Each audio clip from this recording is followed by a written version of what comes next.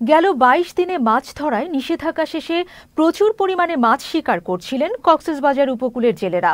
কিন্তু গেল কিছুদিন ধরে কক্সবাজারের সোনাদিয়া ও কুতুবদিয়া সহ বেশ কিছু চ্যানেলে বেড়েছে দস্যুতা।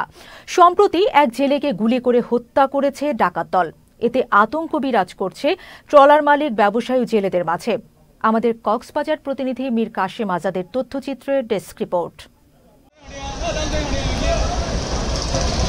নিষেধাজ্ঞা শেষে সাগরে নামা জেলেরা ট্রলার ভর্তি মাছ নিয়ে ঘাটে ফিরতে শুরু করেছেন। সাগরে নানা প্রজাতির সামুদ্রিক মাছ ধরা পড়লেও রূপালী ইলিশের তেমন দেখা মেলেনি। ফিশিং ট্রলারগুলো ইলিশ এবং বিভিন্ন প্রজাতির সামুদ্রিক মাছের বহর নিয়ে ফিরেছে কক্সবাজার মৎস্য অবতরণ কেন্দ্রে।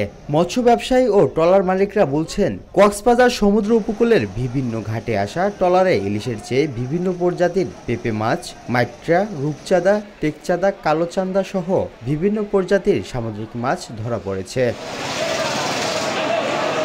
নিষেধাজ্ঞা কাটিয়ে সাগরে গিয়ে সন্তোষজনক মাছের দেখা মিললেও বেড়েছে জলদস্যুদের আতঙ্ক। সম্প্রতি এক মাঝিকে গুলি করে হত্যা করেছে ডাকাত দল। সব ধরনের মাছ পাওয়া যাচ্ছে, ওই দেখার জন্য আমরা মারতে পারি নাই, সব কারিদারি মারি ধরে সব নিয়ে চলে যায়। সাগরে প্রচুর পরিমাণ মাছ আছে, কিন্তু জলদস্যুর কারণে আমরা মাছ মারতে পারছি না। কিছুদিন আগে একটা মাঝিকে হত্যা করে গুলি করে জলদস্যুরা।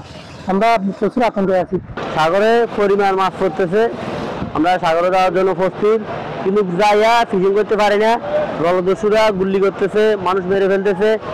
মাঝি মাল্লারা বলছেন, ছোট স্পিড বোট করে গিয়ে ফিশিং ট্রলার নিজেদের আয়ত্তে করে নেয় জলদস্যুরা। পরে লুট করা হয় মাছ, জাল ও খাবার সহ গুরুত্বপূর্ণ সরঞ্জাম। পাশাপাশি জিম্মি করে আদায় করা হয় মুক্তিপণ। অস্ত্র ধরে গুলি করে তারপরে দা দিয়া কোপাই। আমরা কি করব? আমরা তো করার কিছু নেই। তখন মাছ নিয়ে যাই, জাল নিয়ে যাই, মেশিনের পাশগুলা ভাঙ্গা নদীতে ফেলে দিই। তারপরে এর পরবর্তী থেকে যদি কোনো কিছু করতে গেলে আমাদেরকে আক্রমণ করে। জলদস্যুদের উৎপাদের জন্য সাগরে ফিশিং করতে পারতেছি না। সাগরে বুট পাঠানোর ঘরের থেকে আতঙ্ক, স্টাফদের পরিবারে আতঙ্ক, মালিকে আতঙ্ক। এই যে কিছুদিন আগে আমার একটা ভাই মুকারম মাঝি আমাদের এলাকার, ওনাকেও গুলি করে মেরে ফেলছে।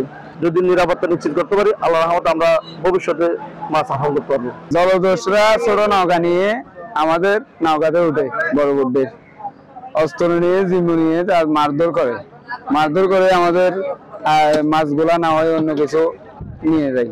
কক্সবাজার জেলে বোট মালিক সমিতির সাধারণ সম্পাদক বলছেন, মহেশখালী, সোনাদিয়া ও কুতুবদিয়া কেন্দ্রিক কয়েকটি পুরনো জলদস্যু বাহিনী ফের সক্রিয় হয়ে লুটতরাজ চালাচ্ছে। কুতুবদিয়া, সোনাদিয়ার যে জলদস্যু বাহিনীগুলো ছিল, তারা আবার সাগরে বিভিন্নভাবে তারা আমাদেরকে লুটতরাজ চালাচ্ছে, হত্যাযজ্ঞ চালাচ্ছে, যার কারণে আমরা সাগরে মাছ পাচ্ছি না। এবং সাগরে এখন আমরা জেলেরা বলতেছে, আমরা যেখানে মাছ সেখানে ফিশিং করতে পারতেছি না। আমরা দ্রুত পদক্ষেপ নেওয়ার জন্য আইন শৃঙ্খলা বাহিনীর কাছে আহ্বান জানাচ্ছি। কক্সবাজার মৎস্য অবতরণ কেন্দ্রের ব্যবস্থাপক বলছেন, সঠিক সময়ে যোগাযোগের সমস্যা হওয়ায় উদ্ধার তৎপরতা, অভিযান সহ নানা কার্যক্রম গ্রহণে বেগ পেতে হচ্ছে আইন শৃঙ্খলা রক্ষাকারী বাহিনীর। 22 দিন বন্ধের পরে আমরা যে পরিমাণ মাছ আহরণ এবং এখানে অবতরণ যে আশা করেছিলাম, সেই আশানুরূপ আমাদের এখানে অবতরণ হচ্ছে না। এর মূল কারণগুলোর মধ্যে একটি প্রাকৃতিক কারণ, আরেকটি হলো গিয়ে যে জলদস্যু উৎপাত ইদানিং বেড়ে গেছে। আর্টিজানাল বোট এবং যোগাযোগের একটু গ্যাপ থাকায় আর কি, তারা সময় মতো খবরটা পাচ্ছে না এবং সেই কারণে তারা তাদের উদ্ধার অথবা অন্যান্য কার্যক্রম গ্রহণ করতে তাদের কষ্ট হয়ে যাচ্ছে। তো এই সংক্রান্ত তথ্যগুলো আমরা আমাদের আইন শৃঙ্খলা বাহিনীর ভাইদেরকে জানাচ্ছি এবং প্রশাসন বিভাগেও জানাচ্ছি। তারা সেই অনুযায়ী তারা কার্যক্রম গ্রহণ করছে।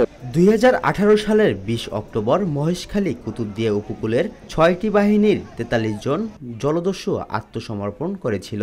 তারা জমা দিয়েছিল 94টি আগ্নেয়াস্ত্র ও প্রায় 8000 গুলি। তবুও দস্যুতা কমেনি সাগরে। Yusuf Howlader, channel S news desk.